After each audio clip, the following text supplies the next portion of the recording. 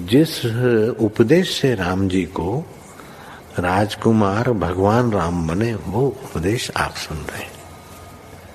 कितना ऊंचा ग्रंथ है। इसको वाल्मीकि रामायण भी बोलते, योग वशिष्ठ महारामायण भी बोलते। राम तीर्थ ने इसी का बार बार अध्ययन किया था।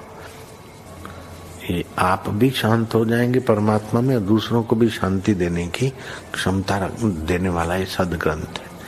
इसको वेदांत का सिद्धांत ग्रंथ बोलते हैं। दूसरे होते प्रक्रिया ग्रंथ। ये करके फिर कब वो आचार्य बनो तब समझो, ये तो थोड़ा पढ़ो और फिर वही सिद्धांत की बात। तो बार बार योग वशिष्ठ महारामायण विचारने योग। ओम श्री सद्गुरु परमात्मने नमः। श्री वशिष्ठ जी बोले, हे राम जी, मुनि ने राजन से इस प्रकार कहा कि हे राजन, एक उपाय तुझसे कहता हूँ, उसे कर, जिससे तेरे सब दुख नष्ट हो जाए। एक वस्तु जो अहम अभिलाषा सहित वासना है, उसका त्याग कर, फिर जहाँ इच्छा हो वहाँ विचर। तुझे दुख का स्पर्श न होगा। संकल्प ही उपाधि है और कोई उपाधि नहीं। जैसे जब मणि तृण से ढकी होती है तब नहीं देख पड़ती, और जब तृण दूर करिए तब मणि प्रकट हो जाती है, वैसे ही आत्मरूपी मणि वासना रूपी तृण से ढकी है। जब वासना रूपी तृण दूर कीजिए तब आत्मरूपी मणि प्रकट होता है।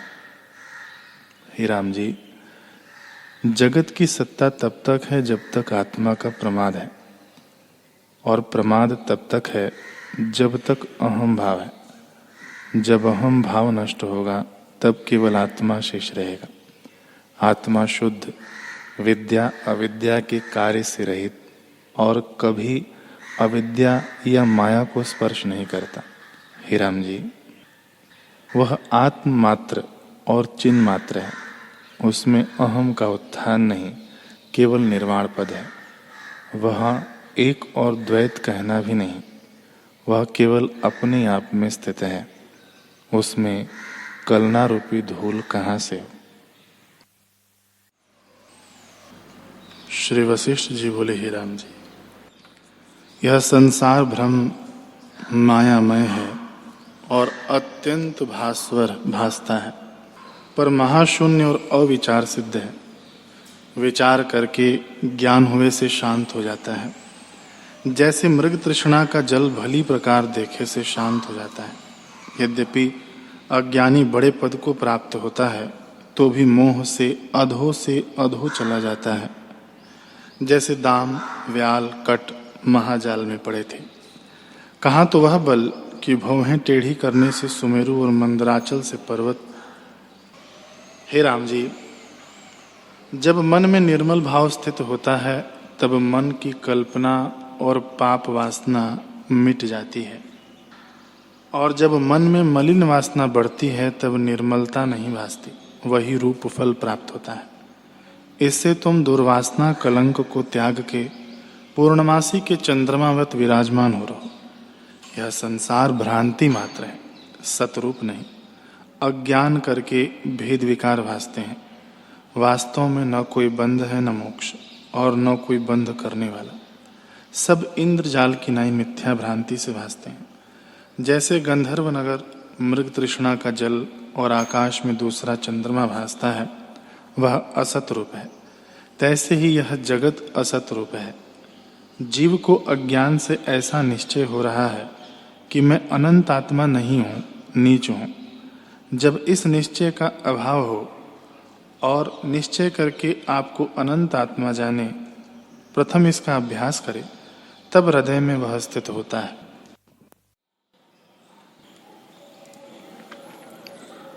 श्री वशिष्ठ जी बोले, हे राम जी, जैसे स्वप्न में जो विश्व दिखता है सो अनुभव मात्र है, वैसे ही यह जागृत विश्व भी आत्मरूप है। ऐसा जो तुम्हारा शुद्ध नित्य उदित और अविनाशी रूप है, उसमें जब स्थित होगे तब कलना जो तुमको भासित होती है वह नष्ट हो जाएगी। संसार का बीज अहंकार है।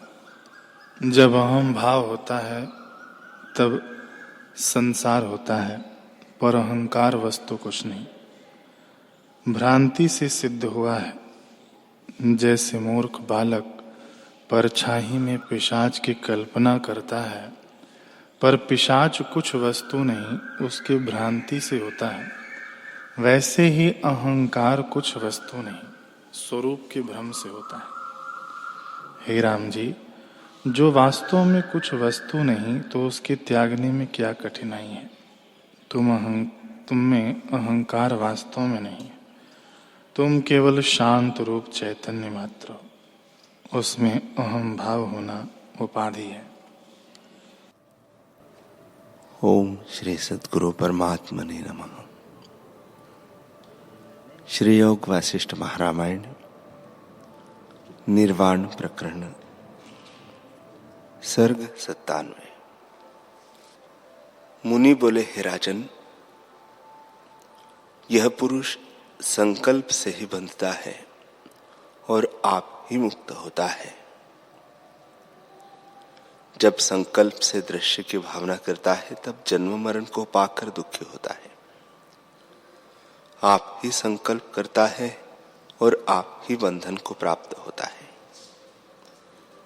जैसे कुसवारी कीड़ा आप ही गुफा बनाकर और आप ही उसको बंद कर फंसता है, वैसे जीव अपने संकल्प से आप ही दुख पाता है।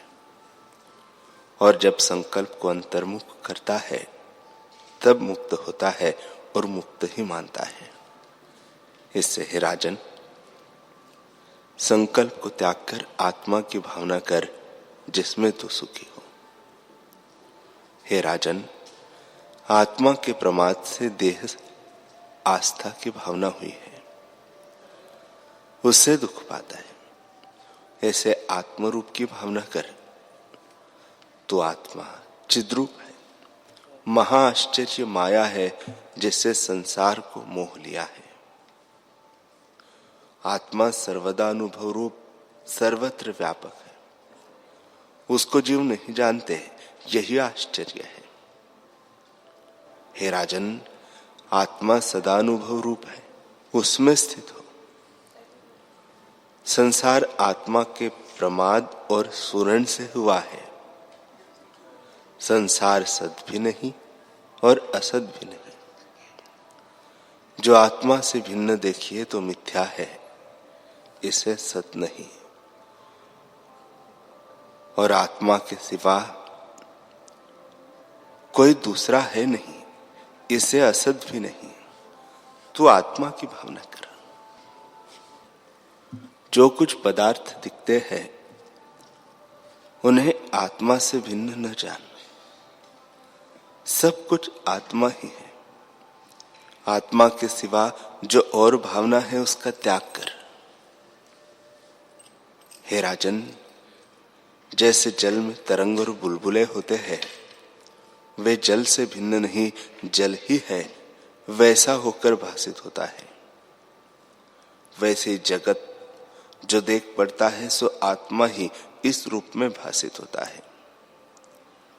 जैसे सूर्य और किरणों में कुछ भेद नहीं, वैसे ही आत्मा और जगत में भेद नहीं।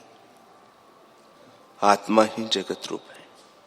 यह भिन्न भिन्न आकार चित्त शक्ति से है, अतएव भिन्न नहीं, आत्म सत्ता ही है।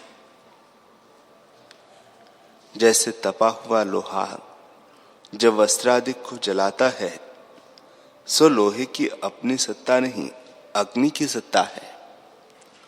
वैसे ही चैतन्य की सत्ता जगत रूप होकर स्थित हुई है। आत्मा सदा केवल रूप, जिसमें प्रकाश और तम दोनों नहीं। वह न सत है न असत है, न कोई देश है न काल है, न कोई पदार्थ है। केवल चैतन्य मात्र गुणातीत है। उसमें न कोई गुण है न माया है, केवल शांत रूप आत्मा है। हे राजन, वह शास्त्र और गुरु के वचनों से पाया जाता है, कोरे तप से नहीं मिलता। केवल अपने आप जाना जाता है। शास्त्र आदि तो लखा देते हैं, परंतु यह है ऐसा कहकर नहीं जानते। दृष्टा पुरुष अपने आप जानता है। जैसे नेत्रों में जो सूर्य की ज्योति है वही सूर्य को देखती है, वैसे ही आत्मा को देखता है। वह अंतर्मुख और संकल्प से रहित होकर अपने को आप देखता है। जब संकल्प बहिर्मुख होता है तब वही दृढ़ होकर स्थित होता है और फिर उसकी भावना होती है। तब संकल्प रूप जगत दृढ़ता से स्थित होता है, तब दुखदायी होता है। हे राजन, जीव को और कोई दुखदायी नहीं, अपने ही संकल्प से असम्यक दर्शी दुखी होता है। सम्यक दर्शी को जगत दृष्टिगोचर होने पर भी दुखदायी नहीं होता। जैसे रस्सी में सर्प की भावना होती है तो भय प्राप्त होता है, फिर जब रस्सी को जान लेने से सर्प का भ्रम दूर होता है तब भय भी जाता रहता है। वैसे ही पुरुष को जो संसार की भावना होती है वह दुखदायी है।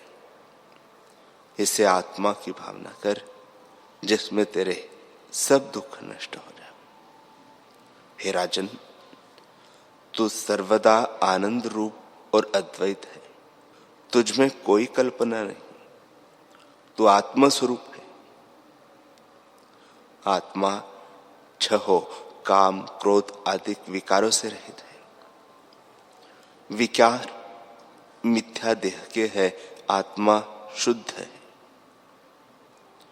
आत्मा के प्रमाद से विकार भासित होते हैं।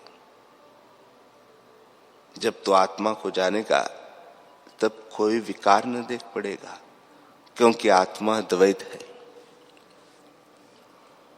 राजा ने पूछा, हे भगवान, तुम कहते हो कि आत्मा अद्वैत है। जो यह बात है तो पर्वत आदि विश्व का कैसे भान होता है, और पत्थर रूप बड़े आकार वन के कहां से उपजे है? इसका रूप क्या है? कृपा करके कहो। मुनि बोले, हे राजन, आत्मा में संसार कोई नहीं। वह सदा शांत रूप और निराकार है। उसमें स्पंदन निस्पंदन दोनों शक्ति है। जब निस्पंद शक्ति होती है तब केवल अद्वैत भासित होता है, और जब स्पंद शक्ति चेतती है तब नाना प्रकार के जगत आकार भासित होते हैं। पर वास्तव में आत्मा ही है, उससे भिन्न नहीं। जैसे समुद्र में तरंग कुछ और नहीं वही है, पर पवन के संयोग से तरंग उठते हैं तो भिन्न भिन्न नजर आते हैं। वैसे ही स्फुरण शक्ति से भिन्न भिन्न अहंकार भासित होते हैं। वास्तव में सब आत्म स्वरूप है, इतर कुछ नहीं। जैसे वट के बीच में पत्ते, डाल, फूल और फल अनेक देख पड़ते हैं, वैसे ही आत्म सत्ता ने जो नाना प्रकार के आकार रखे हैं, वे यद्यपि देख पड़ते हैं तो भी कुछ बना नहीं। केवल अद्वैत आत्मा जो का त्यों स्थित है। वह सूक्ष्म से भी अति सूक्ष्म है। पर्वत आदि जो विश्व दिखता है सो सब आत्मा का चमत्कार है। जैसे स्वप्न में पर्वत और वृक्ष आदि नाना प्रकार के आकारों का जो भान होता है वह केवल अनुभव रूप है, उससे इतर कुछ नहीं। वैसे ही जागृत विश्व भी आत्मा का अनुभव रूप है, आत्मा से भिन्न कुछ नहीं। इक्ष्वाकु ने पूछा, हे भगवान, जो आत्मा सूक्ष्म है तो असत रूप पर्वत आदि स्थूल पदार्थ सत होकर कैसे देख पड़ते हैं? यह कृपा करके कहो। मुनि बोले, हे राजन, आत्मा में अनंत शक्ति है। आत्मा से भिन्न कुछ नहीं, सब उसी के रूप है। जैसे सूर्य की किरण सूर्य से भिन्न नहीं, वैसे ही आत्मा की शक्ति आत्मा से भिन्न नहीं। जैसे पवन में दो शक्तियां हैं, स्पंदन और निस्पंदन, सो उसी का रूप। स्पंदन शक्ति से प्रकट भासित होता है और निस्पंदन से प्रकट नहीं भासित होता। वैसे ही आत्मा में भी स्पंदन तथा निस्पंदन दो शक्तियां हैं। जब स्पंद शक्ति उठती है तब अहम भाव प्रकट होता है, और जब अहम भाव हुआ तब चित्त का उदय होता है। अहम ही चित्त है। जब चित्त हुआ तब आकाश की भावना से आकाश बन जाता है। जब स्पर्श की भावना हुई तब पवन उत्पन्न होता है। रूप की भावना से अग्नि बनती है। जब रस की भावना हुई तब जल उत्पन्न हुआ। इसी प्रकार चित्त की कल्पना से तत्व उपजे। जब चारों इकट्ठे हुए तब एक खंड बना, और जब दृढ़ संकल्प किया तब स्वयंभू मनु उत्पन्न हुए। जब अंड फूटा तब स्वर्ग, पृथ्वी और पाताल तीन लोक हुए। ये तीनों लोग राजस, सात्विकी और तामस तीनों गुण हुए। फिर पर्वत आदि दृश्य पदार्थ हुए। हे राजन, केवल संकल्प मात्र से ही सब हुए हैं। जब स्पंद शक्ति फुरती है तब ये प्रकार आत्मा में भासित होते हैं, परंतु वास्तव में कुछ बना नहीं। जैसे समुद्र में फेन और बुलबुले जो उठते हैं सो जल रूप है, जल से भिन्न नहीं। वैसे ही आत्मा से भिन्न कोई वस्तु नहीं। आदि मनु जो स्वयंभू है, उनके संकल्प ने आगे मन रचे है। इसी प्रकार त्रिगुणमय सृष्टि उत्पन्न होती है, सो संकल्प मात्र है। जब तक चित्त है तब तक विश्व है। जब चित्त स्फुरण से रहित हुआ तब शक्ति निस्पंद होती है, और जब शक्ति निस्पंद हुई तब फिर जगत नहीं दिखाई देता है। हे राजन, यह विश्व मन के स्फुरण से है और सत्य की नाई स्थित हुआ है। सत जो है सर्वदेश, सर्वकाल, सर्व वस्तु, वह नहीं भासित होता और असत की नहीं भासित होता है। वह सत कैसे असत की तरह हुआ है और असत कैसे सत की तरह हुआ है, वह भी तुम सुनो। सत जो है सर्वदेश, सर्वकाल, सर्व वस्तु, सो नहीं भासित होता, और असत जो परिचिन्न रूप देश, काल, वस्तु, परिच्छेद संयुक्त है, वह सत जैसा भासित हुआ है।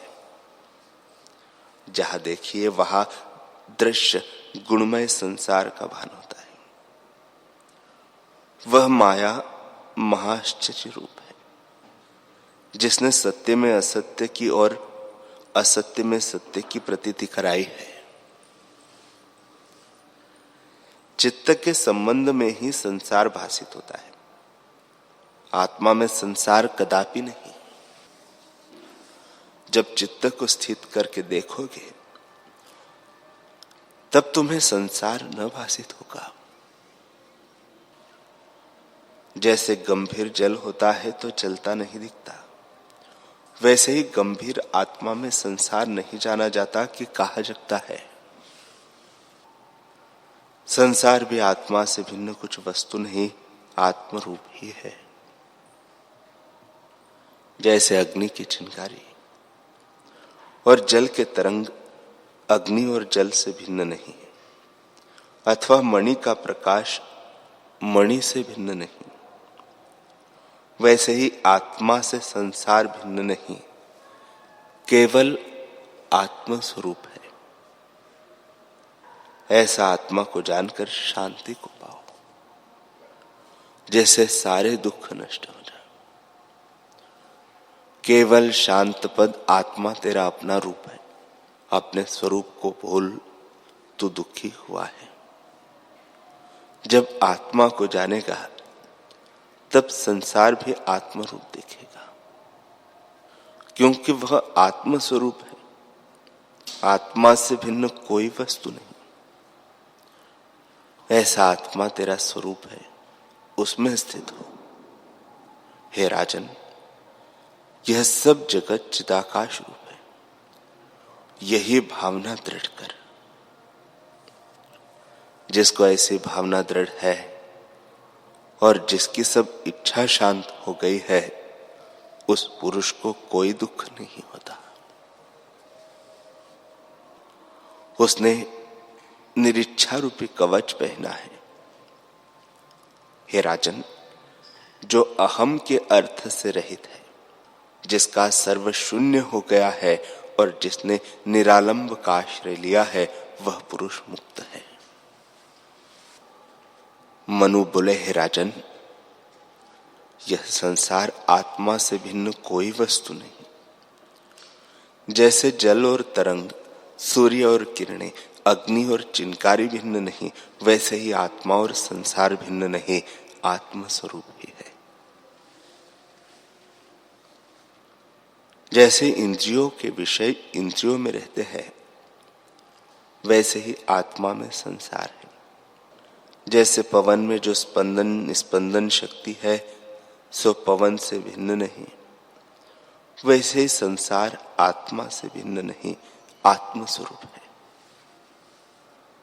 हे राजन, विषय की सत्यता को त्याग कर केवल आत्मा की भावना कर, जिसमें तेरे संशय मिट जावे। तू आत्मस्वरूप और निर्गुण है। तुझको गुणों का स्पर्श नहीं होता और तू सबसे परे है। जैसे आकाश में धूल, धुआं और बादल ये विकार देख पड़ते हैं, पर आकाश निर्लेप रहता है, वह अद्वैत रूप है।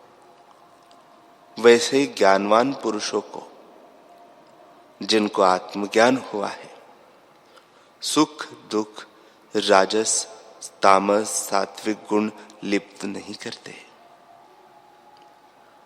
यद्यपि उनमें लोक दृष्टि से ये गुण दिखते हैं, पर वे अपने आत्मा में नहीं दिखते। जैसे समुद्र में अनेक तरंग जल रूप होते हैं और शुद्ध मणि में नील पीत आदि प्रतिबिंब पड़ते हैं, सो देखने भर को है, मणि को स्पर्श नहीं करते। वैसे ही जिस पुरुष के हृदय में से वासना का मल दूर हुआ है, उसके शरीर से संबंध रखने वाले राजस सात्विक और तामस गुणों के कार्य सुख दुख देखने भर के होते हैं, उसे स्पर्श नहीं करते। उसमें केवल सत्ता समान पद का निश्चय होता है और उसको कोई रंग स्पर्श नहीं करता। जैसे आकाश को धूल लेप नहीं होता, वैसे ही आत्मा को गुणों का संबंध नहीं होता। जो पुरुष ऐसे जानता है, उसको ज्ञानी कहते हैं। जब जीव निस्पंद होता है तब आत्मा होता है, और जब उसमें वासना का स्पंद होता है तब वह संसारी होता है। जब चित्त जगता है तब अनेक सृष्टि भासित होती है, और जब चित्त स्फुरण से रहित होता है तब संसार का अत्यंत अभाव होता है और प्रध्वंस भाव भी नहीं भासित होता। तब संसार भी केवल आत्मरूप हो जाता है। ऐसे हे राजन, वासना को त्याग कर चित्त को स्थित करो। यह वासना ही मल है। जब वासना का त्याग होगा तब केवल आकाश की तरह अपने को स्वच्छ जानोगे। आत्मा वाणी का विषय नहीं, वह केवल आत्म तत्व मात्र अपने रूप में स्थित और सर्वदा उदय रूप है। विश्व भी आत्मा का चमत्कार है, कुछ भिन्न वस्तु नहीं। दृष्टा दर्शन दृश्य की त्रिपुटी अज्ञान से भासित होती है। आत्मा सर्वदा एक रूप और त्रिपुटी से रहित है। चित्त के स्फुरण से आत्मा ही त्रिपुटी रूप होकर स्थित हुआ है। इससे चित्त को स्थिर कर देखो कि आत्मा से भिन्न कुछ वस्तु नहीं। वासना के स्फुरण में संसार है। जब वह मिटता है तब संसार भी मिट जाता है। उस वासना के स्फुरण की निवृत्ति के लिए 7 भूमिकाएं कहता हूं। हरि ओम। हरि ओम।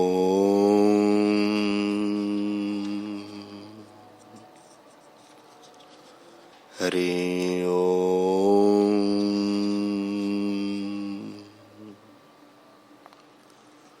ओम सहना भवतु सहनौ भुनक्तु सह वीर्यं करवावहै तेजस्विनावधीतमस्तु मा विद्विषावहै। ओम शांति शांति शांति। श्री सद्गुरुदेव भगवान की।